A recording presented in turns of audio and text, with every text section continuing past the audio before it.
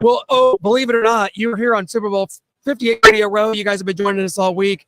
And ladies and gentlemen, the AEW International Champion, Orange Cassidy, is joining us. And he has promised, we have confirmed it with his handler, he will care. I will care. That's the first time anybody's referred to as a handler. So that, Adam, he likes work? it. Yeah, he likes it. Is this a 24/7 falls anywhere? Can I win this title right now? No, it's not. Dang it. But you know what? It's really not that hard to get a shot at it. Apparently, if you just have to ask me for a title shot, and then I give it to you. Why I have more title defenses than anybody else in AEW, because I don't care, and when you care, you end up doing too much more. So there you go. So can I have a title shot?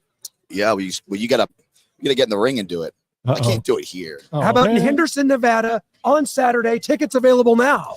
So you could come, but you'll have to wait in line, because on Saturday, in Henderson, I am wrestling for my international championship against Tomohiro Ishii, who is a famous Japanese professional wrestling legend whose nickname is the Stone Pitbull. Oh boy, and these Japanese guys, man, and I have to fight him for my championship. So I am not looking forward to it. So how about you can ask him if you can take his place? But I'm telling you right now, it's not going to work out well. Doesn't sound like it would go well for me, and I like kind of how my body's situated here. No bruising, all my bones are in place. So, well, Orange, I mean, we're all about the same age, so I want to talk. We're such fans of vintage wrestling. I'm a vintage wrestling action figure collector. I don't know if you delve into that at all. I know you have a couple cool AEW figures that are actually hard to find at Walmart and Target. Yeah, I for some reason I have an action figure that they decided to make, and I always apologize to those guys when I see them, those guys and girls, when I see them about my action figure, because I know how difficult it was, because they decided to make me be able to put my hands in my pockets in the action figure. And I know that was very stressful for them, but they figured it out, and it's an amazing thing. Never did I ever think that a company would spend so much money trying to figure out how to put my hands in my pockets, but here we are. Just talking about kind of retro wrestling back in the 90s, the Attitude Era, the Monday Night Wars. Were you a fan of that? Were you watching, and what side were you on, WCW versus WWE? I kind of watched it all. I really, I don't discriminate. I watch all types of different wrestling. I was also really heavily influenced by ECW, Extreme Championship Wrestling. And, I would stay up all night trying to figure out what channel they'd be on. And I'd see some random matches. And I thought to myself, I could do that. So I went in my backyard and smashed my friends around a little bit. And yet I'm still doing it here. I'm here at the Super Bowl because of it. We actually talked to Travis Kelce yesterday at the team hotel. He and his brother Jason, big wrestling fans growing up, and they talked about how the move of choice for them, not quite the Doom kicks, but they were power bombing each other through their parents' floors. Yeah. They moved the couch over it to make sure that they didn't see it. They did get in trouble for it. So, man, back in the day, there was no one telling us, you shouldn't try this at home because, damn it, we were going to do it anyway. I'm sure you won a couple backyard wrestling leagues of your own. Yeah, it's back then, we didn't have remember when you had to call your friends up on the phone? Yes. And see if they were home to see if they could go hang out? Do you remember when it was just a crapshoot to show up to someone's house and be like, hey, are you here? First of all, are you here? And then, do you want to go do this thing? Yeah. And I think about that a lot. And we were just bored. And we wanted to do something. So you get some mattresses, push them together, and start pile driving each other. That's how you do it. Absolutely. We've got a fan question here. Clear the air with E. Who does Orange want to wrestle at Revolution? Oh, Roderick Strong has already challenged me for Revolution. And that's March, excuse me, that is March 3rd in Greensboro, North Carolina. It's on pay-per-view. You can buy it, watch it. Roger Strong has challenged me for that. But that's March 3rd, right? Yeah. There's still many more weeks before that. They're jumping the gun. So I'm not going to stop wrestling. I'm not going to stop defending my championship. Yeah. So thus the match I'm having Saturday, and then there's always somebody else that wants a shot, and I'm just going to give it to them. And God forbid someone beat you for it between now and then. And then they can wrestle Roderick Strong. But you know what? That's not going to happen.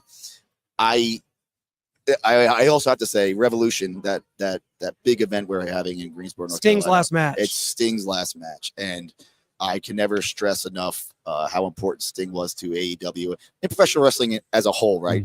Throughout his career, but especially for us at AEW, like that guy has done a lot for us, and we are very, very grateful to him. So for him to have his own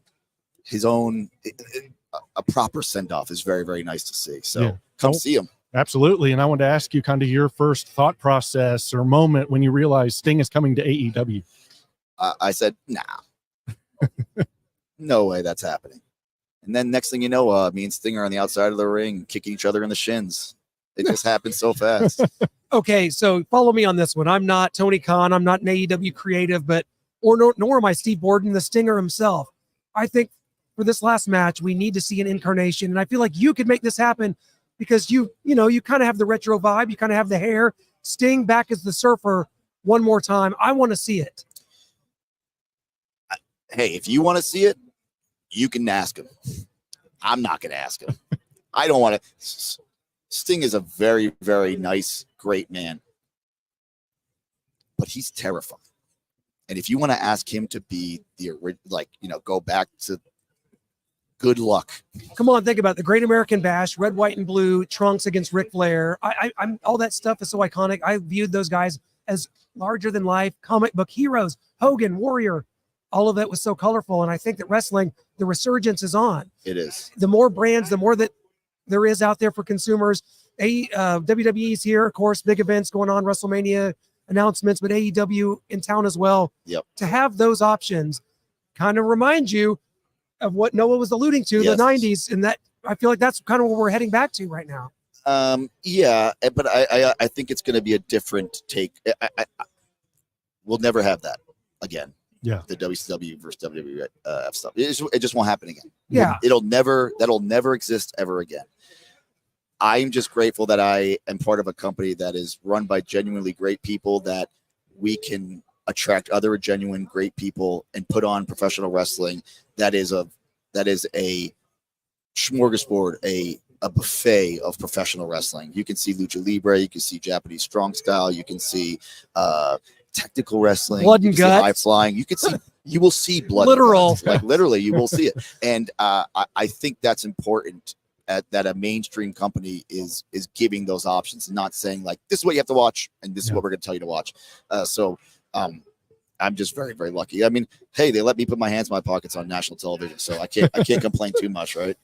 Absolutely. And who are some of those idols that you looked up to in wrestling back in the day, and maybe some of the moves that you loved, the best finishers? So I didn't really like. I watch wrestling, obviously. Yeah. But I always wanted to be different. I never wanted to be like anybody else. Mm-hmm. So You've accomplished that. I've actively went to be the exact opposite of everybody else, so that no one could say like, oh, Orange Cassidy's like a blah, blah, blah. Orange like the Shockmaster or something. Right. Yeah, please. I mean, I'd take that. But like, I wanted people to say like, no, there is only one Orange Cassidy. And sometimes that could be polarizing, but I'm going to do what I'm going to do. I'm going to keep doing it. Love it. Well, it worked. When I first learned about AEW, it stood out. I like things that are different, that stand out. I think sometimes it's that simple for a viewer to definitely accomplish that. So you talked about Sting being, just such a standard bearer for AEW and what he's done for the company. Another wrestler we have to talk about that was kind of in on that from the ground up is Chris Jericho. I got to admit, I'm a huge Fozzy fan. You are? Have you ever seen Fozzy live? 5 Fozzy songs. Okay. Drinking with Jesus. Okay. Judas. Gotcha. Oh, that's a gimme. Oh, okay. Well, that was on a Fozzy album. No, you're right. I'm just saying that is a gimme. I'm not saying you're wrong. I'm just saying that's a gimme. Okay. They To Kill a Stranger. Okay. Let's see. From this last Enemy. This is more than I know. Okay. So I'm just telling you. Oh, so I only know Judas. Yeah. I just only know Judas. So I could just say you could anything. be making up names. I'm like, yeah, that's okay. So you never seen the band live? What are we doing here? You look like you'd be dressed for it right now. I've seen the band live. That was on the Jericho cruise. I've seen them. Yes, I mean they're great. Actually, my favorite Chris Jericho band is now Quarantine. The Kiss, they're great the '80s too. Kiss cover. They're band. great too. Believe me, I've been there. I was on stage with Chris Jericho. No one. Hey, well, this is you guys get an exclusive. during the Jericho cruise, I just got on stage with Chris Jericho and I forget the band, but like, some of the Fozzy members were there, and we sang "Don't Stop Believing," and the crowd just started throwing clothing at me, like hats and shirts. So I just kept putting them on. I think I've by seen the that. end of the song, I'm just wearing like a mountain of hats and shirts and scarves, and like there is video of that somewhere. I think I've seen it. I think Yeah. I've seen a photo or something. That's awesome. So yeah, I know Fozzy. Well, I hope we- I passed your test. Yeah. you only named 4. I was counting, but That's more. I'll give him that. That's Okay. It's fine. we are here at the Super Bowl, so I guess we've got to talk some football here. Before we went on the air, you said you love Do we Kansas have City. to? You have Great to? wrestling. Yes. It's in our You're staring contract. at it, Orange. You're staring Yes. at the standard bearer of the National Football League right here. Learn to live it. Learn to love it. This is the gold standard. Chris Jericho came to Kansas City in January of 2020. He stepped in the ring and he said, Aaron Mahomes, his name's Patrick Mahomes, by the way, you're a piece of shit. And you know what? I take offense to that. I believe the entire AEW brand represents anti-Chiefs. Clear the air right now. Tell us that you're on the board with the Kansas City Chiefs winning their 3rd Super Bowl in 5 years. Well, no, probably, but like no one. You don't care. That do no you? one wasn't said bad. you- Come on. No one. I think you made that up. I don't did. think anybody says they're anti-Chiefs in AEW. I think you made that up. Hey, come on! Don't It's called slander a us. promo. I don't know. Don't. Well, it's a false promo. You can't just lie. And say it's a Jericho, your promo. guy Jericho, You he stepped in the ring and said it. You can't lie to everybody and say it's a promo. You can. It was delivered very passionately. Thank you. That's all I needed. Here's a promo I'm going to say back. Yeah, the Kansas City Chiefs. Yeah, they're going to win. That's my promo. That's my ability to cut promos. We See, tried. I don't do that very often. We tried. Gosh, you do what you can Hey, here go on Chiefs, Radio right? You're a Row. New Jersey guy. Did Yes. you grow up with a favorite team? Or did you like sports at all, or was it I was. just skateboarding and like? I'm everywhere. Gwinnett? I'm up and down. I'm everywhere. I like them all. Like, I try not to discriminate against teams. I like wherever I'm at. Like, I like them all. I like it all. Okay, John I just Cena. want everybody to have fun. I said that before, and someone got really mad. So I was about I think to. I'm going to say that forever. Like, who do you want to win? I just hope both teams have fun. I love that. And it drives people crazy. Well, as long as the condiments are properly placed, the fan entrance in and out goes smoothly. I think that we call that a win. Yes. We got these figures up here, these former Chiefs. Yeah. Where's the Orange Cassidy? What are we doing here? The one in the pockets. Yes. Hey, it's not my fault my figure sells out wherever it goes. You know what I mean? It's very popular. It's like a TikTok trend. Like people going into Targets and like, oh look, here's Danhausen. Oh look, Yeah. here's Jared. But never. No Orange Cassidy. Sorry. Well, that's okay. We're One gonna of a kind. let Yes. that one slide. Or they're just expensive to make and they stopped. But I don't know. What do I know? I want to talk to you about old school pay-per-views. Were you someone that their parents, you tricked your parents into ordering them? You did it without them knowing? Or do you remember the era of pay-per-view when you had to like call and had a cable box set up? Or do you just kind of remember the like you just press it on the button type thing and your parents aren't the wiser? Nope. Go to my friend's house. They have a black box and that's how we did it. Oh, that's no fun. I mean, that's how we did it. Like they stole the cable, not me. I didn't do it. What about the difference in the WWF pay-per-views from back then versus WCW? Those had themes. You had Halloween I loved Havoc it. and Great American Bash. I mean, the pay-per-views, they usually they tried to win the Monday Night War so much they'd have Hogan Goldberg on a Monday night, and then that would ruin the pay-per-view. Right. But they did have the theme pay-per-views. You got to love that. Yeah. I mean, we do too. Like Revolution in March is like computers, That's technology. And then Full Gear is gears. Double or Nothing, Vegas. It's in Vegas. Okay, spin Double the or wheel, make Nothing. the deal, Yeah, opportunity. That's like you there is a casino battle royale that they do every year. So hey, they're out there.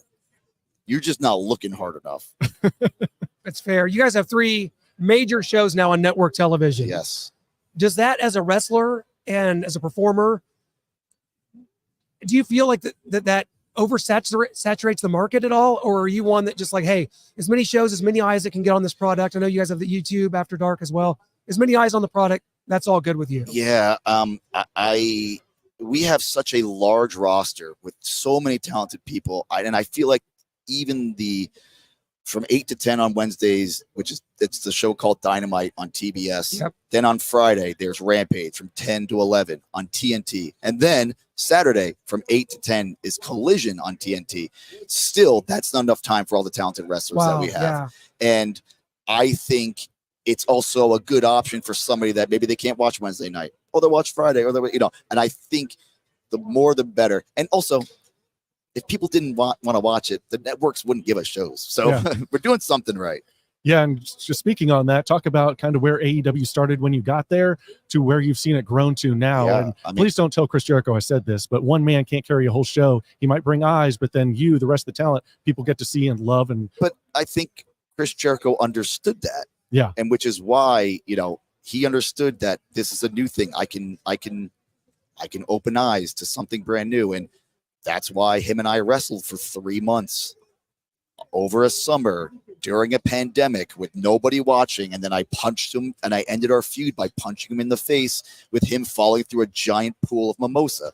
That's just what happened. And he understood that. And I think because of Chris Jericho and guys like Chris Jericho, we were talking like a John Moxley. They came they came here and they embraced it, and we've tripled in size. I'm that's probably too light. Yeah. And we've almost 2.5 times doubled our TV time. Like the growth isn't very, very important, but it's also like, it's still not enough, which is, I don't know how you solve that. I'm not, I'm not a businessman, but we'll figure it out. Well, I'll tell you this, I know the wrestlers talk about it. I know it's with the internet and with podcasts, Eric Bischoff, when he takes the chance, when he gets it, he buries Tony Khan, he buries AEW. What do you have to say to Eazy-E? I mean, he was a guy that did a lot of great things for WCW, and he just doesn't. I used to, I get this question. I get these types of questions and things a lot, like especially early on in my career. They're like, "Oh, this guy said this." I'm like, great, that's your opinion, and I appreciate that opinion. Thanks for watching, by the way. But sometimes they don't even watch. They don't even watch. They just say, but like, because you say that, I'm not going to stop doing what I'm doing. Like, the only person like I'm going to listen to is myself. And it's like, sure, great. You could complain and cry about it all you want, but I'm not going to stop being me. And if you hated us so much, you wouldn't watch it, but you watch, so you like it. And back in the day, you had two of the best announcers, Tony Schiavone on WCW, JR on WWF, and now you get to AEW, and they're both right there. I mean, what was like meeting them and having them call your matches? It's just weird the first time I heard their voices over me putting my hands in my pockets. It was like a surreal moment. But I never really try to dwell on things like that, because I think I might get overwhelmed. So I just kind of just put my shades on and keep looking, keep going forward. No question about it. You guys was All Out at Wembley Stadium. All in, and then it was All Out like in Chicago. Believe me, I know those two events very All well. In Wembley Stadium, 80. Oh, the numbers keep conflating. It's like WrestleMania 3 Pontiac Silverdome. Was it 86? Was it 94? Yeah, there was like whatever the thing was, it was still the highest grossing wrestling. It's Tony Khan. That's my boss. Yeah, he's the man. There was we keep running into each other. We keep doing that because it's just try to throw each other. They're in cahoots, folks. They're in cahoots. This title's never changing hands. I hope. He wants. I don't to be plan true. on losing it whenever. Yeah. I'm going to keep it forever if I had my choice. There was 79,000, whatever it was. The largest paid wrestling crowd ever in the history of professional wrestling. And I stood in the ring, put my hands in my pockets, and then turned around and got stabbed in the face by John Moxley with a fork. A week later, I'm wrestling John Moxley, and he's biting my forehead, making me bleed in the show called All Out. And it was, we went from that, the 79,000 in London, in the UK, overseas, to a week later in Chicago, in front of a sellout, like 15,000, 16,000 people. It's the idea that we started with just 1 2-hour show on a Wednesday to now having 2 major pay-per-views in major cities across the world and selling them out. I just think I feel very proud to be part of the company. Yeah, and I mean, that's amazing right there. But back in the day, Hulk Hogan was known for having a creative control card, and I would picture it as actually like a credit card that he would swipe and say, no, I'm using my creative control. I get to keep the titles. Anything like that going on in AEW. Of course, you don't have to mention any names. Sounds like you guys are a family, though. It's a different culture in AEW, and I very grateful for that. Mm-hmm. We don't hear much of that in AEW. At least I don't hear any of it. But Who knows? Well, if you did, they're gone and they're somewhere else now. I mean, they could be. Not mentioning any names They once could again. be, but like, I never really like. I want us all to. I want AEW to succeed, and if AEW succeeds, then I succeed. And I think that is the culture that we're trying to create in AEW. And like, yeah, sometimes you got to look out for yourself. You got to, you got to take care of. But like, also, if we all take care of each other, guess what? We're all going to succeed. And I think that's that's the positive vibe of AEW. It's not like the cutthroat like it used to be. Mm-hmm. I mean, but there still is competition. Like I see a match or I see a wrestler, what they're doing. I'm like, I want that. I'm going to try my hardest to get there. Not by screwing that person over, but by wrestling whatever I conceive is better, a different version of that. One thing that kind of strikes me as interesting is when it comes to professional athletics, in the NFL, for example, versus professional wrestling. You saw Tom Brady perform until he was 45 years old. That is unheard of. The average NFL career is 4 years, I believe. Right. It seems to me, as in wrestling, and this goes back to whenever I was a kid to now, that you get better as you get older. What is it about? Is it the craft itself? Is it just knowing and learning, and it takes that long to become so as good as you are? Right. Yeah, that's all it is. Until it seems like 40 years old to me is a prime for a wrestler. That's my point. Do you agree with that? I think it wasn't like that back in the day. I think I just think it. The older you get, the more you stay into something, you obviously learn more. And what does I say? Like 10,000 hours, you become like a master of your craft or whatever. Like I feel like the longer you do something, the better you get it. If you want to get better, like you have to take those and you have to get better. You have to learn. You have to make mistakes. I've seen people at 23. I mean, now I see it. Nick Wayne's 20 years old, and he's on national television, and he's phenomenal. Yeah. Billy Starks is 19 years old, and she is having incredible matches. I think there's a good variation. I think it takes some people longer to figure stuff out, but I always say persistence is the key, because if you stay persistent and you don't give up, you will make it. Yeah, we got a fan comment here, Funky Punk NYC, that says, "Hi, I just want to tell." I know Funky Punk. Well, here you go. I just wanted to tell Orange he's my favorite wrestler, and please keep doing what you're doing. Well, I appreciate you, Funky Punk. Babetown, represent. I mean, to be someone's favorite wrestler, and that seems like a small thing, but to me, like, because wrestling is, so impactful and has been since the old times when it was like intense and in circuses. Yeah. To be someone's favorite wrestler, Orange Cassidy's not somebody that cares about a lot. You're pretty laid back, but that's got to mean something. It means something because I believe that this professional wrestling that I do, this art form is something that should draw emotion from the person viewing your art, right? Isn't that the point of art? Mm-hmm. And I think when you try to generate that and you make somebody feel something, then you get a connection, right? It's all about emotion. It's about connecting. And I tell people that, you go to an AEW show and you sit in that crowd and you start yelling for me to get up. I hear it and then I feel it and I will get up. It's that connection. I think that is very important to the fans. You mentioned the Monday Night Wars and how we'll never get back to that again. And I wanted to ask you kind of why is that? I mean, of course, we had so many people that kind of built this business back then, and how important not just the wrestling, but the mic skills in that tandem are. Because I don't know if we see a ton of great skill like that. And you had the Hogan's Flairs and Triple H's. That's the thing. Like, I think we do see that. I just think it's like they're not directly head to head. And it is also, how back then there was 30 channels that you could watch anything on, and the time to get that stuff was very limited. Like, so if you had that spot, you better keep, and now just go anywhere. You watch. The idea that you can go to YouTube and watch anything is crazy. Yes. And I think that the way people consume anything is different, and that's why you'll never get that. You'll never get it, because guess what? I hope people are watching everything. I hope they're DVRing things, and that's why I'm saying I think it's just I'll never have to make that decision. Like I used to have to make when I was 12. Right. Like I had to watch one or the other. That's it. And Monday Night Football, I had to make 3 decisions. That's exactly, what do I do? That's exactly the point. It's like now, no, I click a button. I can watch whenever I want. Yeah. So and TikTok clips, Instagram, all that's so important. And a lot of it I see from that. It'll never get back to that. And whoever says it's because people don't care about wrestling, you're just dumb. That's just dumb. That's a dumb thing to say. Yeah. It goes back to the Greek times. I mean, this is an art that is, to me, it drew me in as a kid because I I always love things that were larger than life. The bands I like are like Kiss, Motley Crue, Sure. bands that just like didn't look like you could walk off the street. I like guys, people that I can see in action. That it's not me. I can't do that. I mean, maybe we could. Maybe Orange, it will happen someday, but forget us for right now because we have a comment. Before we let you go, we got one more, and it's from Clear the Air with E again, because they want Ospreay versus Orange again in a rematch. They said please. Will Ospreay? Well, I mean, Will Ospreay he's my coworker now. He will be in AEW soon. I think he's almost done. I think he's already up. But like, yes, Will Ospreay will come back.